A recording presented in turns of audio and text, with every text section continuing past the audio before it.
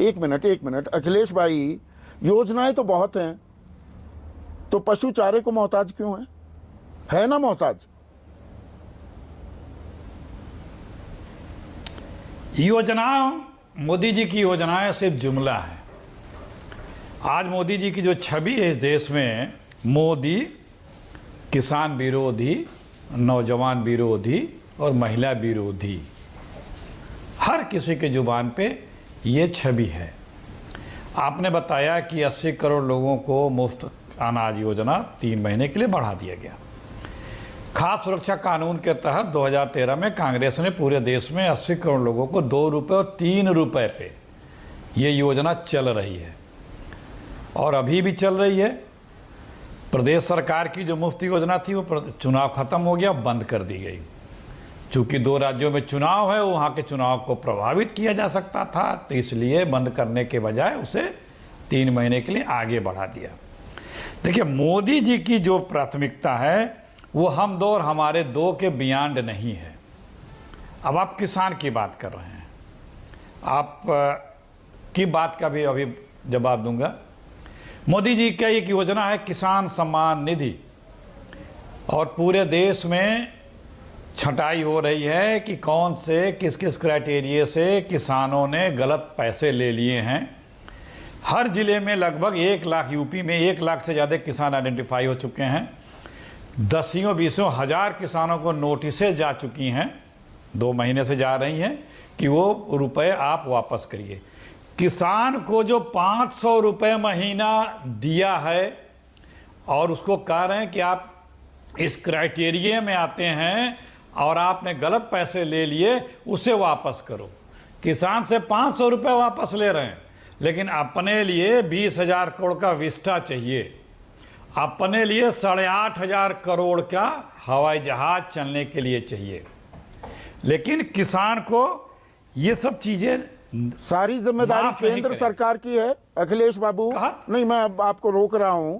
सारी जिम्मेदारी केंद्र सरकार की है। जब हम पशुधन की बात कर रहे हैं तो लंपी को भी मैं इसमें जोड़ूंगा।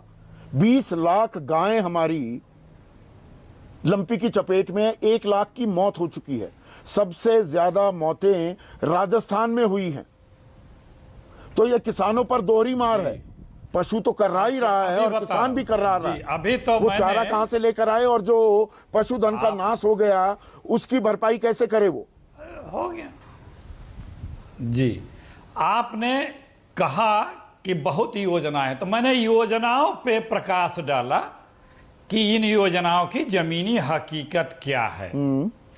अब आदरणीय प्रधानमंत्री जी ने कहा था कि 2022 तक किसान की आय 2 गुनी कर दूंगा, हर गरीब को पक्का घर मिल जाएगा 2022 तक, सबको नल का पानी होगा, हर खेत को पानी होगा, हर घर में शौचालय होगा, कुपोषण मुक्त होगा।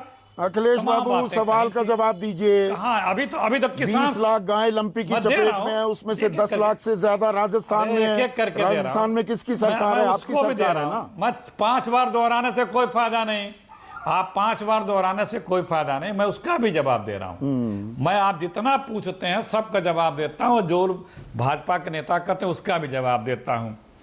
इस लंपी बीमारी के लिए पंतनगर में जो हमारा एग्रीकल्चर इंस्टीट्यूट है, वहाँ जो इसका वेटनरी डिपार्टमेंट, उसने वैक्सीन ईजाद कर ली थी।